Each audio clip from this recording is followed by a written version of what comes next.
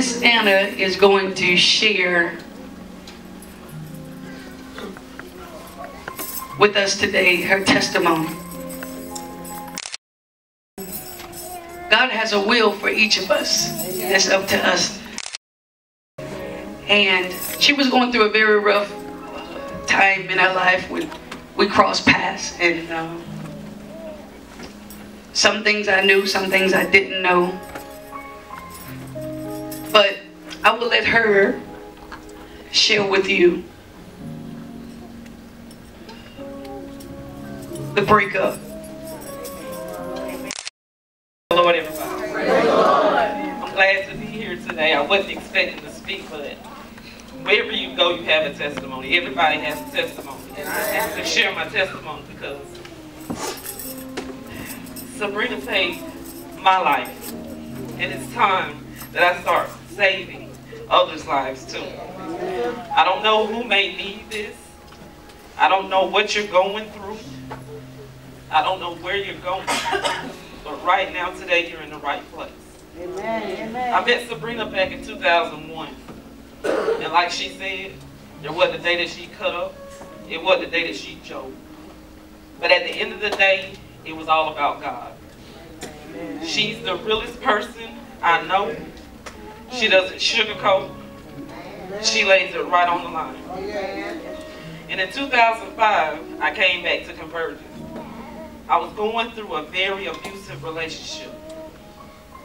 So abusive that I didn't tell my parents. See, I grew up with parents that have been married now for 38 years. Never been abused, always been loved. Come from a family that goes to church, mother prays, grandmother prays. And I know God. But at that time I had just let things go. Because I thought I knew what was best for me. I moved into an apartment with my boyfriend. And things weren't going right. Things weren't coming together. And, you know, sometimes moms, you know, they tell us things. And I'm grown. And I think, you know, when you're grown, you think you're grown. And you know everything. You think you know everything. When your mom tells you that something ain't right, listen to her. When somebody in your family tells you something ain't right, listen to them because they see what you don't see. Amen. It started with the words, just words. You ain't nothing. Don't nobody want you because you have 3 children. See, my children weren't his. I'm looking for love in all the wrong places. I moved out of the apartment. We separated for a brief while. He called me and told me that he needed me. And I'm sitting here and I'm saying, okay, I need you. I went to Tipton to pick him up. I drove from Valdosta straight to Tipton because I was at work. On my way back from Tipton to Adel, out of nowhere, he just punched me in my face. I pulled the car over and I got out the car and people were stopping. And my cousin came and she said, "Cousin, are you okay?" And I told her, I said, "Yeah." She sat on the side of the road and it was God to have my mama and daddy coming from Tipton too. My daddy got out the car and the police officer just knew my dad was going after. Because see, my daddy is a retired first sergeant from the United States Army. I'm his only girl. And I knew what he was thinking then, and it had to be God to keep him back. Amen. We got home, I went to the hospital. They did CAT scans because he had hit me so hard in my head. He had actually pulled my hair. I had weave glued in my hair. He pulled my hair out. I'm not talking about the weave. He pulled my hair to my scalp to where it was blue. That next day I told her my mama couldn't go to work. And she told me to go ahead and call in. I called in. Sabrina answered the phone. And I told her, "Bree," I said, "I'm not coming to work." And she was just like, "Why?" I didn't go into too many details. I just told her I'm trying to get out of an abusive relationship. She told me, she said, "No, you come to work." I got in my car And I was going to go to work, but I had pills in my car where I was going to kill myself. Because I didn't feel the will to continue on. Because I felt that nobody loved me. Because again, I was looking for love in all the wrong places. I had scratches in my face. I had a hat on. And when I walked in, Sabrina just smiled at me. She said, just clock in and go to work. And during that time, we had a low call volume. See, God, He knows what you need just when you need it. Yes, Lord. Because I was going to kill myself before I went into work. I went to work with the intention that when I got off, I was going to take those pills. But when we got in that low call volume, not knowing what God plan was, Sabrina just began to tell her, you know, she said, I'm going to be real with y'all. You know, we did what we had to do as far as job-wise. She told me, she said, I'm going to be real with y'all. She said some other stuff to some other people. But when she got to me, she told me, she said, it's time to stop running. It's time to stand. You have to realize that God loves you. He loves you more than you ever know. And I'm the type of person where I don't take too kindly to dares. You're not going to dare me to do this. You're not going to dare me to do that. Because I'm going to prove to you I'm going to do it. And she dared me to go home and pray. A simple dare. She said, I dare you. She looked me right in my face as a woman of God and told me, I dare you to go home and pray. I got out, I got in my car. I looked at those pills.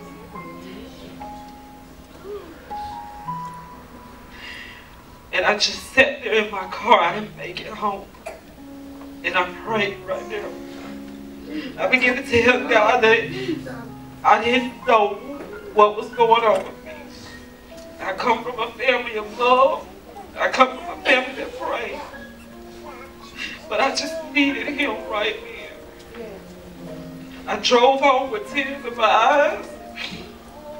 And to this day, I can't tell you where those pills were. But all I know is that day when I prayed, when I actually got home, and she did tell me to get in my closet. You don't have to actually get in the physical closet, but I just in my house by myself. And I just told God I thank Him for everything. The good and the bad. I just wanted somebody to love me. That's all I wanted. And I can hear the Spirit say, I'm here. I love you. I love you. I told Him that if I got out of it, I wouldn't look back. And that's been since 2005. I haven't looked back. I'm not in a relationship. I'm not with anybody. But I know God loves me. And I know that He has somebody for me.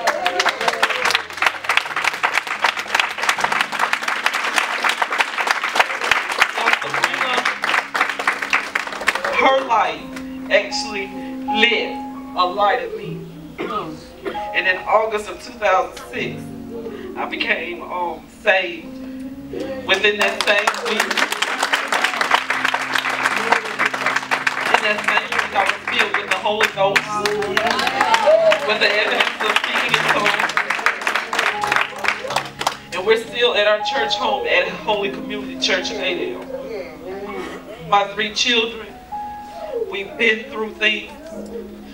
It even got to a point where my son was sick and I didn't even know. But God had to put me in a place to get me situated. He kept me in a place where my son, we didn't know at the time, had a stroke. He kept my child through all of that. In 2010, he had to have brain surgery. He's paralyzed on his right side, but looking at him, you would never know.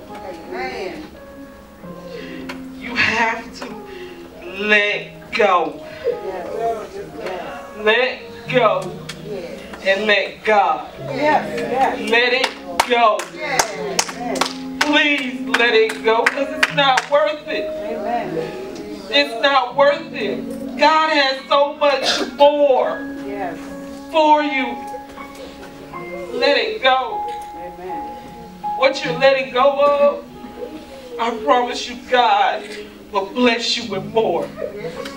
He will bless you with more. Yes, He will. I just thank God for having me in this place. If you know somebody that's being abused, if you know somebody that's being verbally abused, it's just psychological, speak up. Speak up. Don't let that person go back, because you might not see that person again because you don't know what they're thinking in their mind. I just want to encourage those in those relationships. Just give it over to God. Just walk away from it. Just walk away from it. Because I can guarantee you what He has for you, it's for you. Nobody, no one, no person, no thing, nothing can keep God from doing what He's going to do for you. And I just thank God for that.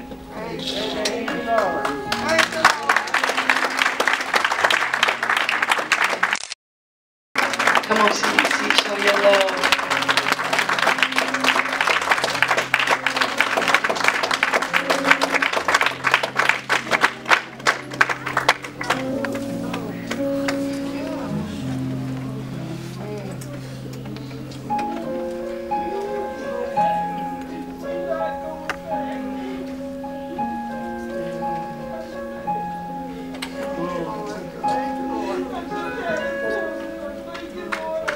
Thank you, God.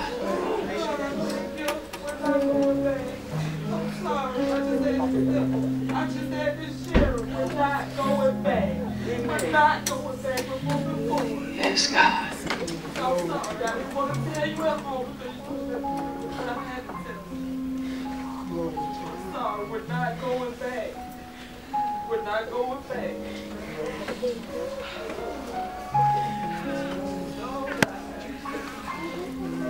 I just had to share.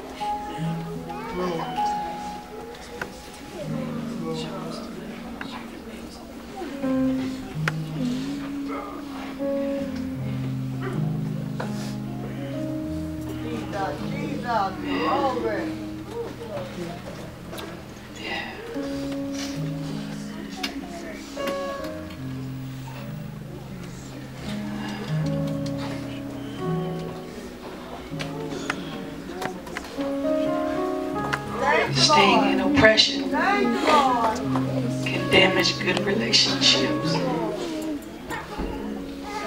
Because your relationship with other people are altered by you staying in that abusive relationship. Even your spiritual connection is severed when you try to hang on to the things of old. There has to be a circumcision where there are some things that are cut off.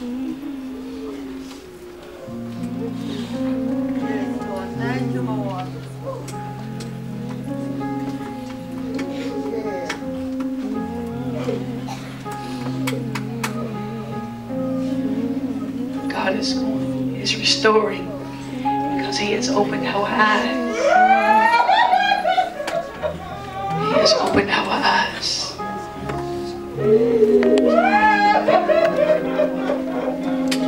Yes, God. Yes, God. Yes, God. Yes, God. Yes, God. Yes, God. Yes, God. Yes, God.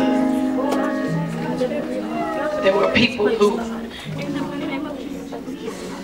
try to hold these things over your head to keep you in relationships, to keep you in bondage. You have the power. You have the power. You have the power. the power. You have what's in you. You have it in you to break up with that relationship. You have the power to break up with that relationship.